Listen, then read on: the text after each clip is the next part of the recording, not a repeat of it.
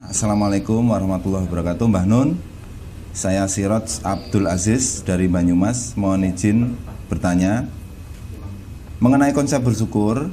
Dari dulu, entah itu berasal dari kalangan keluarga ataupun lingkungan, saya selalu diajari bahwa salah satu konsep bersyukur itu seperti saat kita melihat orang yang sedang mengalami situasi yang lebih sulit dari kita. Oke. Kita harus bersyukur karena kita tidak bernasib seperti mereka. Seperti contohnya, kita harus bersyukur kita mempunyai kedua tangan di saat orang lain tidak.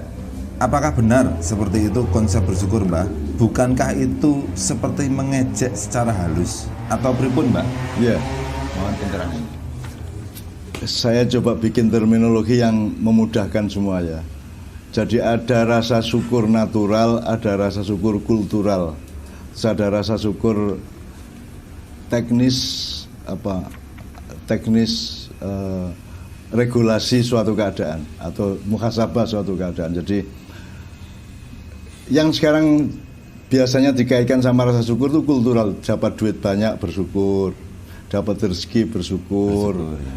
Digembirakan oleh suatu hal bersyukur. Tapi begitu tidak digembirakan dia menjadi tidak bersyukur. Itu kan kultural, jadi dia bergantung pada dialektika kejadian sehari-hari. Nah, ada bersyukur yang natural, yaitu bahwa dulu tidak ada kamu, sekarang ada kamu. Ada kamu pun dengan lancar tuh semuanya. Kue gede-gede karepmu dhewe kan orang gede kaya awakmu, bapak ibumu ngodot ya ora. Gitu. Jadi dari bayi sampai menjadi patub sekarang Kiai Moromja itu kan tidak ada peran orang tuanya keluar aja memberi makan dan minum ya.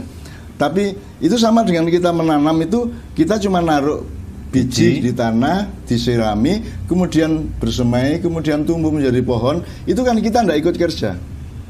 Jadi kalau kita melihat pohon, kita cuma meletakkan terus dia jadi tumbuhan, jadi tanaman, masa tidak bersyukur? Wong kita tidak melakukan apa-apa kok. Semua Allah yang melakukan dengan para perangkatnya dan para stafnya kan gitu kan ya. Termasuk di dalam diri kita ini kan, mangan gari mangan, kue ngatur pangananmu lah raiso. Milih mana gizi, mana nutrisi, mana kalori, mana apa, mana sampahnya. Kalau kamu disuruh ngatur sendiri kan nggak bisa. Kan kita berdebat loh di medsos loh, soal nising loh. Karena tidak ada pabrik tai kan Rano, tidak ada teknologi dan ilmu manusia yang bisa menciptakan tai dalam arti memproses seluruh yang dimakan manusia kemudian difilter sedemikian rupa ada yang dikeluarkan dari dubur sebagai tai, itu kan tidak bisa. Itu kan alamiah itu namanya. Makanya sekarang misalnya kue bangkrut, orang duit babar bisa, neng nak kue orang kehilangan sikil, bersyukur orang. Milih mana? Kamu bangkrut atau kamu kehilangan satu tanganmu? Kan gitu. Milih mana? Kan tetap milih tidak kehilangan tangan. Jadi kalau ukurannya natural atau ukuran itu azali atau asasi ya, maka tidak bersyukur. Seluruhnya itu bersyukur. Dalam keadaan terpuruk atau menderita atau sengsara atau hancur kayak apapun, itu kita tetap punya bahan untuk bersyukur karena secara alamiah, secara natural, secara sunnatullah, kita itu kan aslinya kan memang tidak ada dan tidak punya apa-apa, tapi sekarang kita tetap punya kok. Mangan isi kan misalnya sekarang kamu makan asin ya asin, terasa asin, kan tetap bersyukur. Bayangin kalau kamu kehilangan kemampuan merasakan asin, sedap. Jadi bebek selamat sama bebekmu dewe tidak ada bedanya misalnya gitu ya. Jadi itu kan bersyukur. Jadi tidak ada satu celah pun dalam kehidupan yang membuat manusia itu bebas dari rasa syukur. Tidak ada.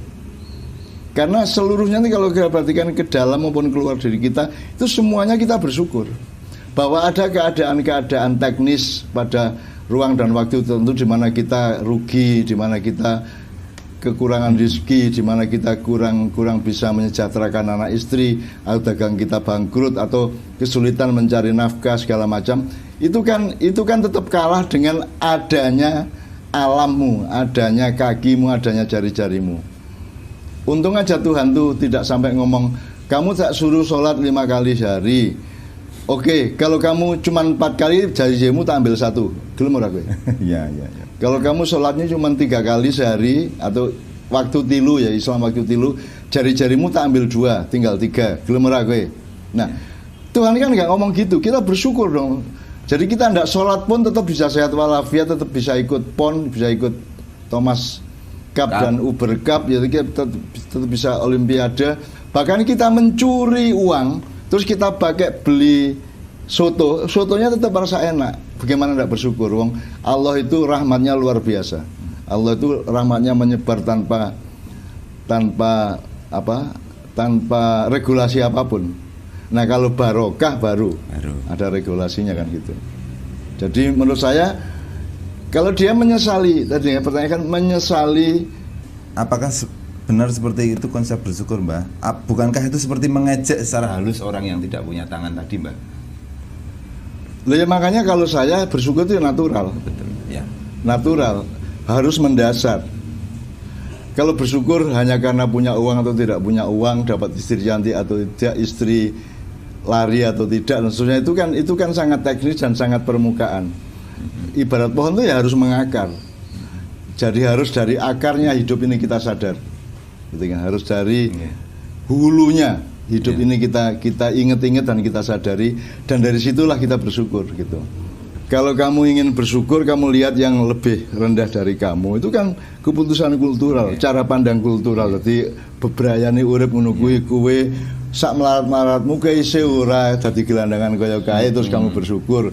Bukan mengejek. Orang Jawa seperti itu ya. Orang Jawa itu kultural, enggak apa-apa juga, bagus-bagus juga. Cuman saya menyarankan kalau kita natural. Gitu loh. Keadaan apapun ya bersyukur. Maka kalau kamu natural, kamu kalah pun bersyukur. Bersyukur. Gitu ya. Apa sudah? Jadi kalau terakhir-terakhir kita ngomong bahwa sudahlah apapun yang terjadi, mau penderitaan, mau kesengsaraan, mau ketertindasan, mau apa, keputusannya tetap sama, hilirnya tetap sama, bersyukur dan optimis gitu ya. Bersyukur dan optimis. Jadi apapun saja keadaannya, itu tidak membuat kita tidak bersyukur. Karena kalau kita hitung-hitung kembali secara natural dan mendasar tadi, tetap lebih banyak yang membuat kita bersyukur dibanding yang membuat kita menderita gitu loh. Betul. Soal mengejek orang lain kan kita kan nggak eksplisit ngomong, misalnya ada orang pincang tidak punya kaki satu, ya. Terus kalau kamu bilang alhamdulillah ya kamu pincang saya tidak, saya percaya, itu baru ngejek. Tapi kalau itu menjadi pertimbangan internal dan intrinsik di dalam hati dan pikiranmu ya tidak masalah lah. Terus kalau kamu merasa mengejek ya sayangi dia. Betul ya. Sayangi dia. Kasih empati, kasih rezeki atau apapun gitu kan. Kasih bantuan untuk pokoknya berpartisipasi pada hidupnya dia, menghibur hati dia paling tidak kan begitu.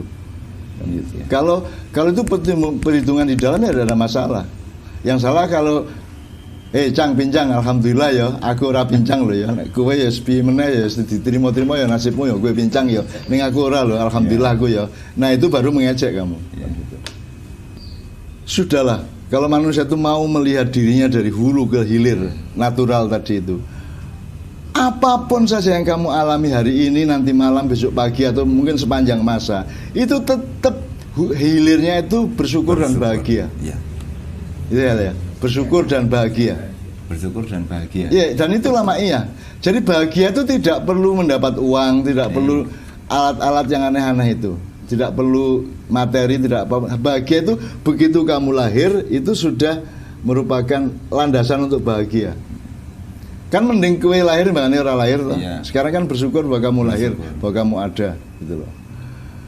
Bahkan tidak bisa kamu cemburu kepada kayak tadi kaki pincang tadi ya. Kamu kok tidak jadi anaknya SBY, kamu kok tidak jadi anaknya Jokowi, kamu tidak jadi anaknya Pak Harto. Loh, kan saya di Maiyah kan sering tanya, siapa yang menyesali hidupnya dan ingin menjadi anaknya Pak Harto? Tidak ada yang angkat tangan kok. Mereka bahagia dengan dirinya masing-masing kok.